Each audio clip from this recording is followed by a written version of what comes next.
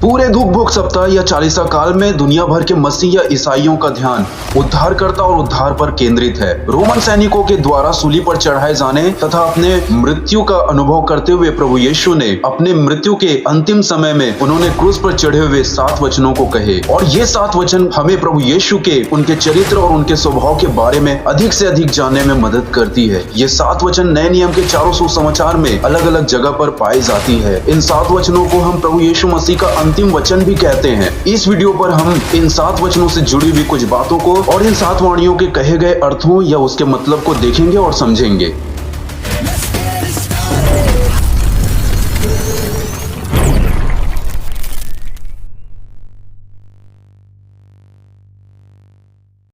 पहली वाणी लूका रचित सुसमाचार 23 अध्याय 34 वचन में।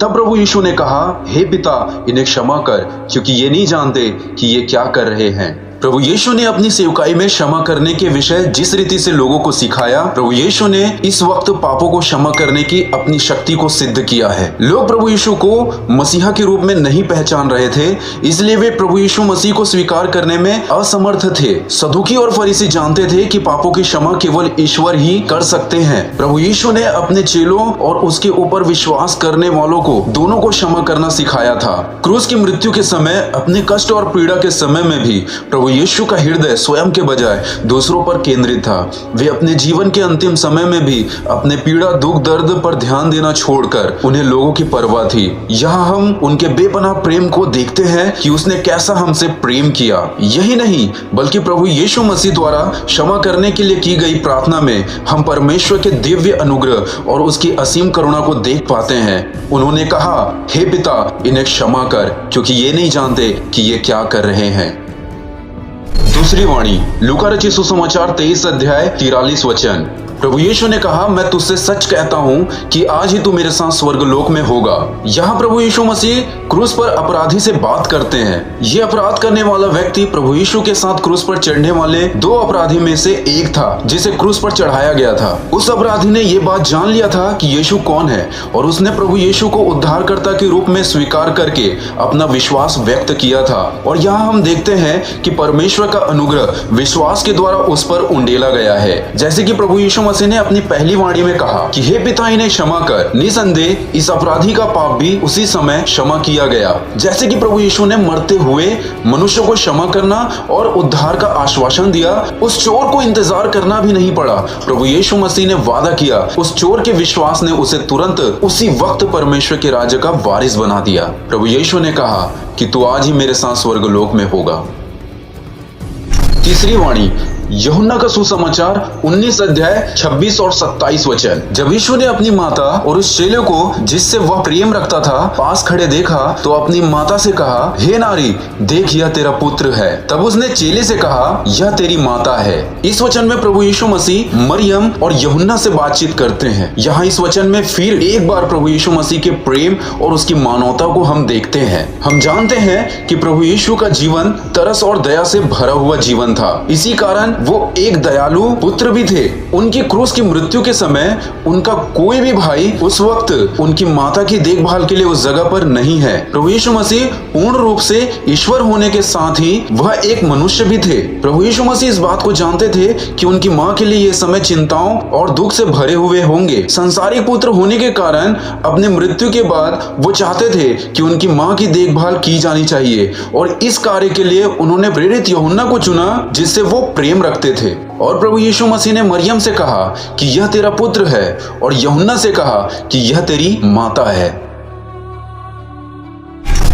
चौथी वाणी मत्ती रचित सुसमाचार 27 अध्याय 46 वचन और मरकुस रचित सुसमाचार 15 अध्याय उसका 34 वचन में हम इस वाणी को देखते हैं, जहां लिखा है, तीसरे पहर यीशु ने बड़े शब्द से पुकार कर कहा, एलोई एलोई लमा शबक्तनी, जिसका अर्थ यह है, हे मेरे परमेश्वर, तूने मुझे क्यों छोड़ दिया।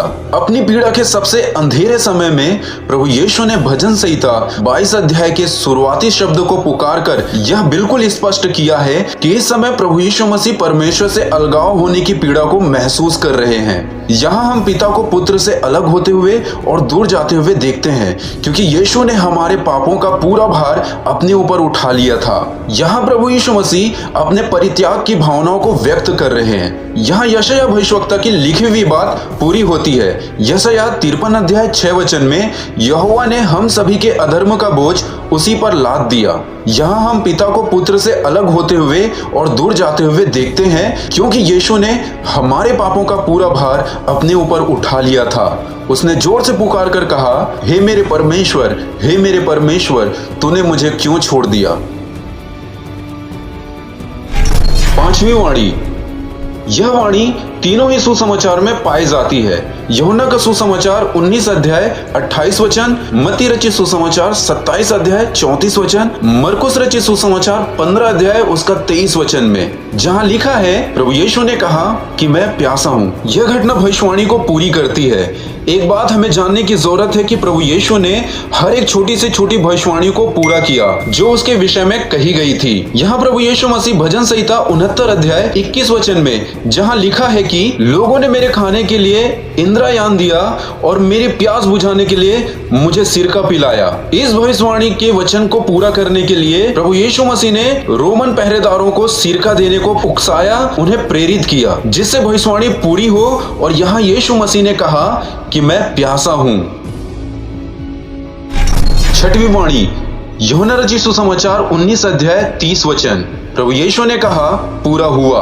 प्रभु यीशु जानते थे कि वह एक उद्देश्य के लिए क्रूस पर चढ़ाए जा रहे हैं। इससे पहले ही उन्होंने अपने जीवन के बारे में यूहन्ना 10 अध्याय उसके 18 वचन में कह दिया था कि कोई उसे मुझसे छीनता नहीं, वरन मैं उसे आप ही देता हूँ। मुझे उसके देने का भी अधिकार है और उसे फिर लेने का भी अधिकार है। यह आज्ञा मेरे पिता से मुझे मिली है। पूरा हुआ का मतलब है खत्म हुआ या समाप्त हुआ। यह शब्द अर्थ से भरे हुए हैं, क्योंकि यहाँ जो पूरा हुआ की बात प्रभु यीशु मसीह कर रहे हैं वो केवल अपने संसारिक जीवन या कष्ट या पीड़ा या मरना और न केवल पापों के लिए बलिदान और दुनिया की मुक्ति ही नहीं, बल्कि पूरा हुआ वह कारण है, उद्देश्य है जिसके लिए वे पृथ्वी पर आए थे। वो अब खत्म हो चुका था, वो अब पूरा हो चुका था और साथ ही आज्ञाकारिता का उनका सबसे अंतिम कार्य भी पूरा हो गया था। शास्त्रों, व्यवस्था, भविष्यवाणी की अब पूर्ति हो चुकी थी। मतलब ये कि प्रभु यीशु मसीह के इस वचन का ये अर्थ था कि उनकी पीड़ा खत्म हो गई और उनके पिता ने जो काम उन्हें दिया था वह पूरा हो गया था। पाप का जितना भी कर्ज था सब उतार दिया गया था और इसलिए प्रभु यीशु मसीह ने कहा पूरा हुआ। सातवीं वाणी।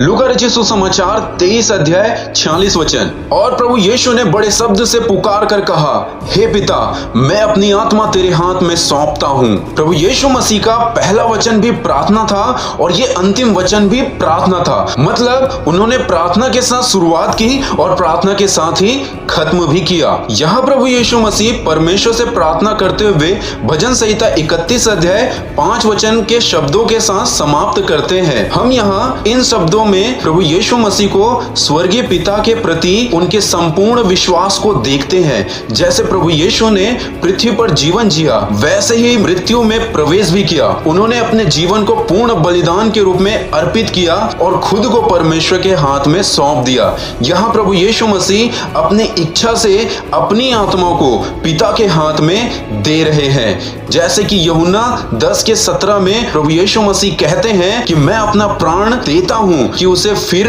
ले लूं, और 18 पद में कोई उसे मतलब प्राण को मुझसे छीन नहीं सकता, बल्कि मैं उसे खुद ही देता हूं। अंतिम वचन इस बात की पुष्टि करता है कि परमेश्वर उनके बलिदान को स्वीकार कर लिया था। जैसे कि इब्रानियों 9 अध्याय उसके 14 के आधार पे, जहां प्रभु यीशु मसीह के विषय में लिखा है कि मसीह का लहू जिसने अपने आप को सनातन आत्मा के द्वारा परमेश्वर के सामने निर्दोष चढ़ाया, तुम्हारे विवेक को मरे हुए कामों से क्यों ना शुद्ध करेगा, ताकि तुम जीवते परमेश्वर की सेवा करो।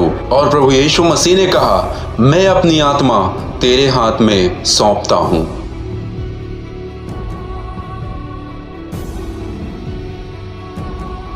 प्रभु आप सबको आशीष दे। आप सबको जय मसीह की।